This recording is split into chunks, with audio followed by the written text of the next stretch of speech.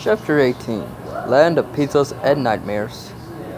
Button, sweetie? Loud tap called down the blue car hallway. Could you come downstairs? Are all the zombies dead? Again? But next. Yes, sweetie, Loud tap replied sweetly. The sound of small hooves quickly making their way downstairs quickly changed to the sound of hooves galloping against carpet. In a flash, Button Mash appeared in the door of the kitchen. So, but again, what are we having for dinner? Buttermilk shot off he took note 3 things in the kitchen. His happy expression dropped to a somewhat thoughtful one as he greeted each one. Hi, Apple Bloom. Hi, Sweetie Belle. Hi. Skiloo. Hi, Button. Button said cheerfully. Hi, Button. Button, Sweetie Belle said somewhat sheepishly. Yo, Squeeze said simply. Button, sweetie, as I said, the girls are going to talk to you about something. While I go and Lotta paused looked around the kitchen. She pointed the unmarked carrots to the chopping board. While I go and take that carrot up to my bedroom for reasons. Food reasons. Okay, Mom, Bun said in an unsure tone. You know, because carrots are edible, Lotta added. I know, Mom, Bun said. Good, Lotta said with a nod. She trotted over the can and grabbed it gently with her mouth before leaving the kitchen. With Lotta out of the room, the four folks simply stared at each other uglily for a bit. Sweetheart spoke up. We'll just leave you two alone. Bun such sweet about a somber hopeful expression. You mean Skillo and Avalon? Huh? No, Sweetheart said. You and Skillo. Oh, okay then, Bun said in a disappointed tone. Well, we'll just be going now, Sweetheart said before she turned to walk towards the window. You know, Apple Bloom and I. Sweetie Belle, I said. The door is this way. Oh, I know, Sweetie Belle said. She pushed open the window before she started out. Yeah, oof. I stared out the window blinked a few times. Alright. I'm okay, Sweetie Belle shouted from outside. Apple looked from Skillet Button Mash, then towards the window outside. I guess I'll just jump out the window too then. Apple trotted over the window, looked out of it briefly, and he carefully crawled out. She jingled outside briefly and then let herself drop. Bun and Skillo shouted at the window briefly before returning the gaze to each other.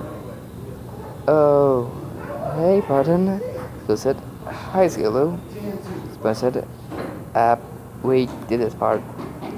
Right, Skillo said. She glanced behind the window. Would you excuse me? I need to stick my head out the window because the air is slightly fresher outside. Sure, Button said. Skillo trotted over the window and stuck her head over the side. Okay, what do I do now? Ask him on a date, Sylvia said in what sounded like a hushed exclamation. Okay, but how do I do that? Sylvia, just say, Button, would you like to go on a date with me? Button just picked up. What's that, Sylvia? Did she just say? Skillo pecked her head up and grunted. Button, would you like to go on a date with me? Yeah, that. But so no, I mean, Skillo pointed to herself. Button, would you like to go on a date with me? Button's smile dropped. Oh, maybe? Skillo crunched her lips up to one side of her mouth. No pressure or anything. I just thought we could maybe hang out, eat some food, play some games. That's all. Skillo began to dig idly at the kitchen cart with the forehoof. Button stared up slightly as he considered this. Well, I do like food and games. Then it's a date, Skillo said. It is? Sure, Skillo said. The important thing is that we leave this room and do something. Something that gets us out of here and away from how weird this is. I bungered off. Okay, that makes a lot of sense. Let's go. Sweepo tilted her head back down to a level position as she stood underneath the open kitchen window. She kicked to herself and rubbed her hooves together. Perfect. These are off to a great start. Albert Bloom cocked an eyebrow at her friend. You know, you're being kinda crazy here. Sweepo shrugged. You know what they say. Boys do crazy things in the name of like. Albert furrowed her eyebrows. Pretty sure no pony says that. Sweepo shook her head. Whatever. Need to follow to make sure that everything goes perfect. Follow them where? God! Sweepo Elbow turned and looked at Buttermilk, who was standing a few feet away from them next to Skillo. Skillo stared at us with no eyes. She now wore a pair of brown saddlebags. School of Silent Sugarhead. See, it's all of this that kept us from getting our ninja kitty marks. Follow them nowhere, Super said. Because we're not following you two. Like, at all. It's okay, but so smart. You two can follow us. It'll be more fun that way. Still in our head. Yeah, you can't even follow and do a bad job of hiding still. So bad that you might as well just join us for dinner and stuff. Steve flushed to a slightly pleading look, hoping they'd pick up on the not so subtle hint that she was already having second thoughts. Steve shook her head. No, we couldn't shoot. Oh, yes you can. Scoot said. Yeah. But I said, we don't mind. Apparently. Open smile. Maybe we should. Four of us can just go and have a lot of fun. No! Steve cried. This is Bonus and School's special day, and we can't interfere. The other folks went quiet and stared at Sweetie with a mixture of disappointment and bemusement. Alright then, my son in Chris phone tone. I guess we'll just go to teacher and Scaloo. Where are we going? Greasy's Pizza's Pizza Party Playhouse, Scaloo said. Sweetie's eyes shot wide. What? No! Evelyn groaned. Bunmash looked back and forth between two fans' confusion. What's your problem? Scaloo said. Greasy's Pizza has skee ball. Skee ball! I mean, okay, I know we're not going to win any of the good prizes, but it has games and food. But the food is terrible, Abloom said. Seabald stared off in his old plan, making a shiver. And those crazy puppets. I used to have nightmares about them. Princess Luna had to come into my dreams again and help me with my fears. Princess Luna? Princess with interest. How'd that go? Seabald let out a scream of terror as what appeared to be a whip made of fire cracked above her. She huddled against the stone wall as firelight and shadow danced around her. Princess Luna stood resolutely in front of Seabald as she sat up in determination. Her wings spread out far and wide to their full span. A massive being that looked like an anthropomorphic fox constricted out of equal parts shabby fabric, metal, fire, and horror towered above Luna and Sweetie Belle. In his hand it held a massive flaming whip. The other hand had been replaced with a giant flame hook. You cannot pass, Luna declared in boom force. I am the princess of the night, watcher of dreams. The dark fire will not fail you, all creatures of nightmares. Go back to the shadow. The massive fox opened its mouth, dagger-like teeth, sharp teeth, as a cone of fire shot out. Eek! Sable screamed as Luna's horn glowed briefly, and the shield surrounded both ponies. As the fire faded, Luna dropped her shield. Her horn began to glow, a brilliant shade of blue as she raised her clothes and fed them aggressively. You shall not pass! Oh, it went... Sweetie replied. Buttermuch rubbed the bun off his chin's foot. Well, I kinda want to go. You do? Seabound Evelyn's in disbelief. But nodded. I've never got to go inside. Mom said she won't take me because she went with my older brother when he was young and he had numbers for weeks. And also something about a restraining order. Seabound and Blue exchanged worried glances. Great, Skill said. Then it's settled. Let's go. Okay, Bun said excitedly. He turned towards Evelyn and Sweetie Belle, his gaze noticeably lingering on Sweetie Belle. Guess I'll see you two later? Evelyn nodded. Of course, Button. Have, fun? Sweetie Belle forced something of a sweet smile. Yeah, Button, I hope you enjoy yourself. Right, Button said. I'm sure hanging out with Scootaloo will be, okay. Yeah, Scoot said she first started in her tone. Let's go have an okay time. With that, Button and Scootaloo continued walking away from the house and towards Ponyville. Evelyn motioned to forwards as they walked away. Are you just gonna let this happen? Well, it's Scootaloo's date, Tuba said. I mean, this is her opportunity to see if she and Button are meant to be. He's not gonna be with anybody if he spends the rest of his life in the nut house, Tuba frowned. Well, that's why we're gonna follow them. We need to make sure Scootaloo's date goes off without a hitch. Evelyn shook her head. I don't think that's even a remote possibility with where we're all going, but okay. Scootaloo excitedly pushed open the glass double doors of the large brick Greasy Pizza's Pizza Party Playhouse and trotted inside. Button followed and scanned the establishment. The inside was dimly lit, and the faded red carpets and drapes sported a number of grimy, brown, and even black stains. Just some mostly empty tables surrounded the curtained-off stage, and those tables that were occupied contained a couple of distraught and depressed-looking families in front of barely touched pizzas. Lines of dirty game cabinets occupied the far wall of the establishment next to a trio of skee ball machines and a lopsided air hockey table that had a filthy brown and liquid damage damaged book wedged underneath on the legs. Scattered about the skee-ball machines and air hockey table were a number of cracked glass cases and machines of unknown function, almost all with out-of-order signs hung over them. Near the entrance was a glass case in front of some shelves with large bands of the red prices that dangled from a frayed rope. Colorful and cheap-looking plastic items in the glass case, next to numbers in single and double digits. On the shelves were impressive and expensive-looking dust-covered items with numbers of 5 or more digits next to them. Finally, a few large entryways opened up to barely lit hallways where the faint sound of children screaming and sobbing could be heard. In the center of the room was what looked like a large gray inflatable raft with a series of long blue patches over it. Inside the raft were hundreds of colorful balls surrounding a pink unicorn thing with a two-tone dark and light pink mane. The unicorn wept bitterly, but no one so much as looked or acknowledged surprise. Bun stared at the ball pit as a profound feeling of existential dread crept over him. Scoot leaning close to Bun and whispered, "I know seconds till you go into the ball pit." "Understood?" Bun nodded. "I won't, Scootaloo." He put his mouth in there and sniffed. "What's that smell? Kinda smells like card oil and burnt cardboard." "Oh, that will be the pizza," he said. "Speaking of which, I'm starving. Let's order some of that first." "Oh, alright," Bun said in a nonchalant tone. "Here," Scoot said. She sat down on her step by slide her back, hitting the ground with a jingle. She stuck in both the folds and came up with the pop bits. "Why don't you play some figures while I get some food?" Bun took the bits in one forehoof as best he could. "Well, I do like video games," he said as he began carefully limping away in 3 hooves as he bounced his paw up bits in one. As he approached a line of video game cabinets, Bun scanned the games and mouth titles out loud.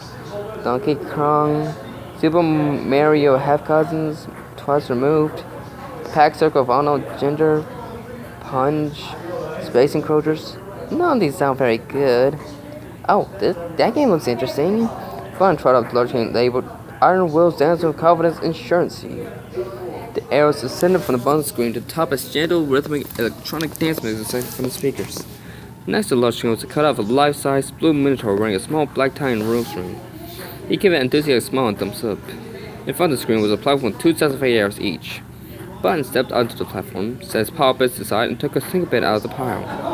He placed it into the machine, which beeped as the screen was suddenly filled by the image of the same minotaur that stood next to the game.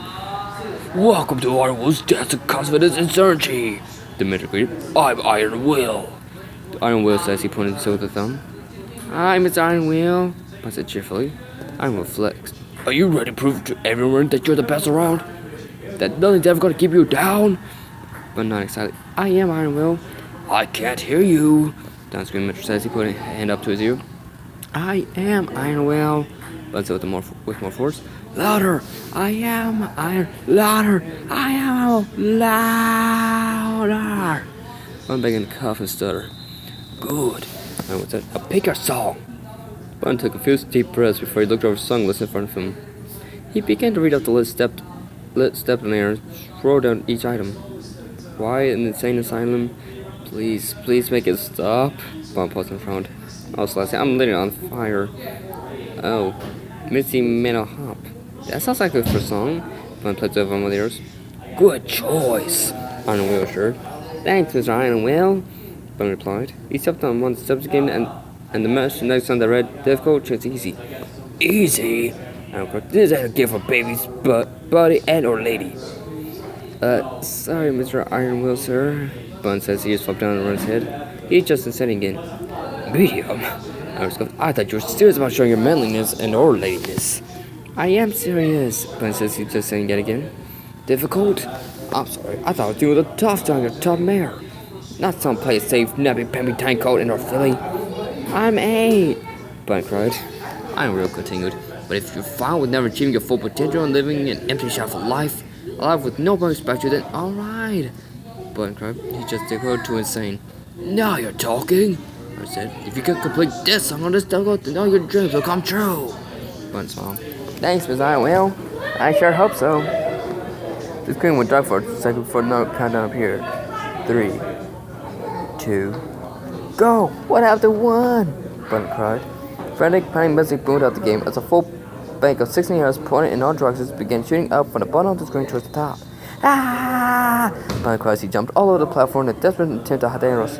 Poor mess. I was judgment for Shadow. Poor mess. Poor. Iron Will doesn't think you're even trying. But I'm doing my best. Bun cries at his friend and mother. I was very disappointed in you. I'm sorry, Iron Will. Bun continued in vain to hit the air as a bar on the screen plummeted into the red. Iron Will's voice continued to berate Bun as the bar began to flash. I will think you're a disappointment to everybody you know, including your friends and family. Especially our friends and family. Bun cries. He continues his desperate attempt to hit the arrows, straining to see them now through the tears in his eyes. The screen suddenly went blank. Failure. A voice boomed out as big, bold red letters appeared on the screen, spelling out the same word. I was suddenly people that disappointed looking at it, and that's all you'll ever be. Bun wailed. Iron Will suddenly repeated in front of the legs and smiled. Would you like to try again? Bun reached down for another bit. Alright. Bun! Bun's cried. She suddenly rushed up behind a video game, put forward all Bun's arms, she pulled up another bit. What the heck are you doing? Oh. Hi, Sweetie Belle. Bun said sheepishly. He continued to confront the game he was staying at. I was going to try playing it, so maybe everyone I know would stop being disappointed in me. Sweetie Belle shook her head. I'm not disappointed in you. You're not? You are nice. No, I think you're great. Buz's face lit up. You do? But Sweetie Belle nodded her head up and down. In fact, yes, Bun said with a hopeful smile. Sweetie Belle pointed away from the games. I think Skittle is waiting for you. From her table directly in front of the stage, Skittle uttered a lengthy, irritated sigh as she reached forward to her face. Oh, alright then, Bun said in a disappointed tone. He gathered up his bits and one hoof again and began slowly to lift the table. Good, Sweetie Belle called out to him. I'll just be not here. Not following you. Sweetie Belle trotted back over the back of the repaired Rex the fourth video game cabinet where her place on everyone waited. Yeah, had him. Evelyn exclaimed as she had her foot down in front of her. Yeah, we're too lousy words away from confessing. You let him just walk away. Yeah, of course it even. Sweetie Belle shook her head. Evelyn, this is Skittle's big night. How do you think she would feel if I confessed upon her big night? Relieved. Evelyn cried. I'm not calling it a special night between those two. Evelyn looked down and stared at the dingy and stained carpets, drapes, walls, and ceiling of greasy pizzas. I don't think it's even possible to make things worse than they're probably going to be. Bun trotted up to the table Skittle was at and dumped spits. Hi Skittle. You ordered food yet? Skittle shook her head. No, I'm waiting for a waiter to show up. She sighed. You think with almost no one here it would be... Ah, here comes one. Bun tore over her shoulder and shouted, Ah! It's what appeared to be a pony-sized horizontal slice of pizza with a massive manic-looking grin trotted over a mottled yellowish white legs. Bun jumped on the stool right next to Lou and began quivering as the costume pony approached. One eye of the costume dangled precariously on a single thread on an empty black cavity where it clearly once resided. The eye bounced up and down with each shot of the pony wearing the costume. On top of the pizza slice were a number of faded and grime-covered foam items that could generally be described as vegetable-shaped. As the costume pizza pony approached, Bun buried his hand under Skittle's wing as he continued to shake. Skittle shut Bun a perturbed. Pretty hard, bro. Aw, how sweet. A sully muffled voice came from inside the costume. Are you two on a date? Skittle sighed. Yes. Ah, young love. Skittle rolled her eyes. Can we just order, please? Sure. What'll it be? 2 subs, please, Skittle said. The pizza slice popped once. Popped or green? Brown or green? Bun protested slightly. Brown? Oh, like Coca-Cola or Pastor do? Drink it. Very much like those things. I'll take brown, Skittle said. Bun smiled.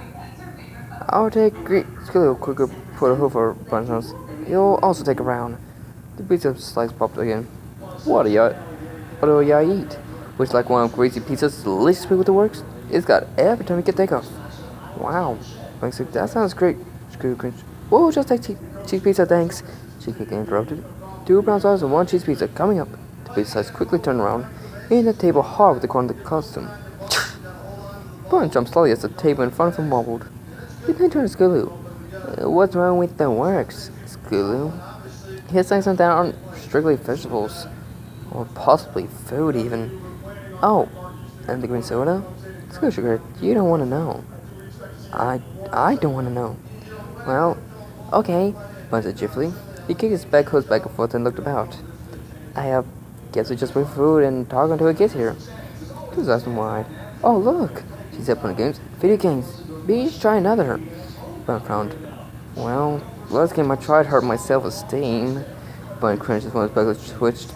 And also, I think one of my muscles melted away at some point. He looked out into the open room and focused his eyes on one of the largest openings to light down the hallway.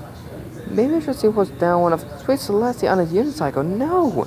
Sue shouted in alarm. Bun flinched. What did I say? I mean, School pointed out the assortment of glass cases and other known items. Oh, look. The things. I'm sure one of them works and is possibly fun. Bun stared at the aunt softly. Well, I do like things that are fun, he said. School breathed a sigh of relief as Bun grabbed a single pen in his mouth and trotted off towards the assortment of mostly broken attractions. Bun's gun now is of various disrepair as he searched for something without an out-of-order sign. His eyes suddenly settled on a completely bronze attraction. A bearded mule with a wide-open mouth held out a plate and wore a large, wide-brimmed hat. His pupils, little more than tiny indents in his eyes, stared off to some far distant corner. When coupled with the gaping wide mouth device, it almost looked like the prospecting mule was staring at something unspeakable in the corner of the establishment. It was set atop a wooden pedestal that read, "Pan for Gold." Bun stood on his hind legs and raised his hooves on the pedestal. As he looked closer at the mule, he noticed a bit-shaped slot in its mouth. Bun leaned forward, tilted his head slightly, and dropped the bit into the slot. With a mechanical creaking noise, the mule began to quake as its right foreleg began to shakily lift. Bun lowered himself back to all fours and stared at the device in concern. The mule proceeded to lift its head slightly. They continued to shake as his eyes began to roll around in sockets. What's happening? Bun cried in alarm. Soon, one eye popped out as the mule continued its violent shaking. This was followed by the other eyes. A dark, viscous, oily liquid bubbled out of the mule's mouth and began to drip out the bottom of his maw and down his beard. Bun screamed, "Ah!" Himself screamed, "Ah!" Bun boarded towards the table. The sparks began to shoot out the empty eye sockets of the prospecting mule. "Oh, hey!" School said, "You're just in time." She mustered 2 glasses full of some murky brown liquid that both had straws peeking out the top of a large pizza. Bun crawled up onto a stool of the table as he attempted to catch his breath in between forcing out panic-sounding words. "Mule, food's death." School shook her head from side to side. "There'll be time for that later. Now Chow's here." Bun stared down at the pizza. It looked slightly moist as he noticed some sort of sheen over the top. He timidly reached for a slice. No sooner had Bun popped a wedge-shaped piece that the cheese set off and landed onto the cardboard below. Bun stared at the oil dripping. Slightly sucky pizza burnt across his hand, then up particularly with what expression lost somewhere between befuddlement and complete and utter terror. He shrugged. "Yeah, you basically have to roll a slice in the bowl and shove it all in your mouth, otherwise the cheese just shoots out a random end." School grabbed her own piece carefully folded on itself. Cheese began to fluke out either side as she continued to fold the side to slice until the whole thing was wrapped into a lumpy cheesy ball that dripped with grease.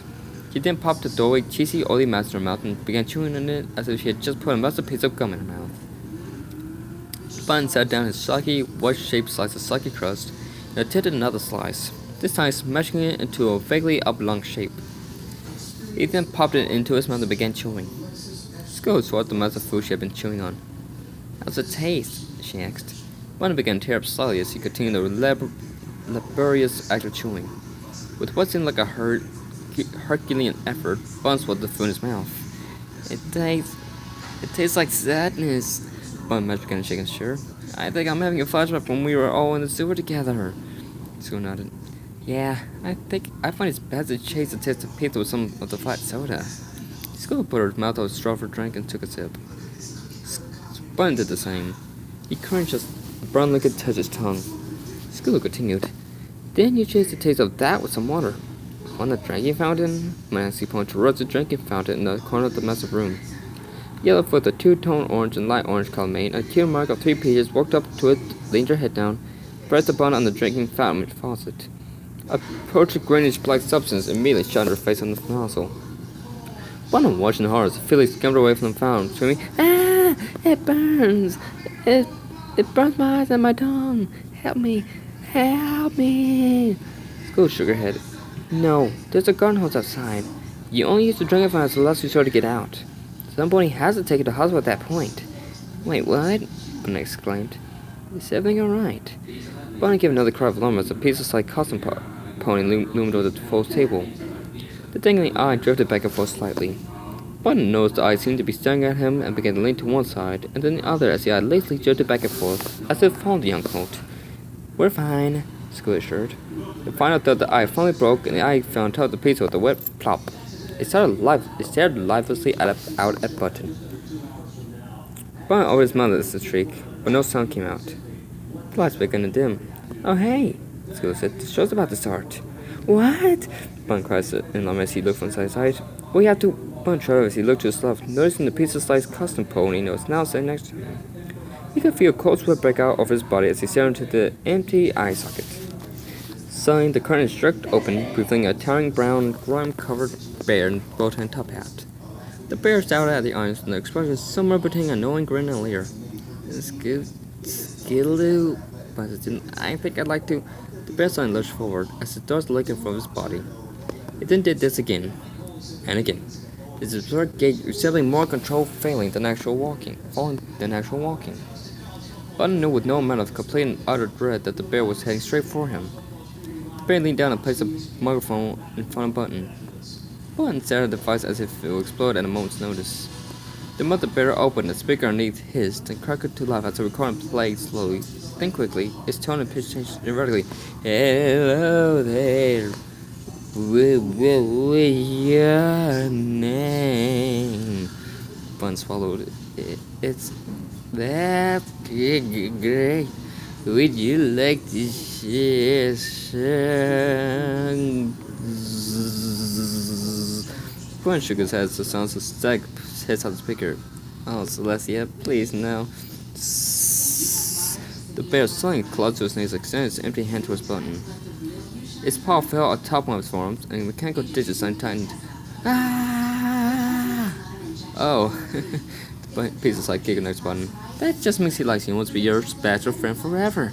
Ah! Ah! Ah! Ah!"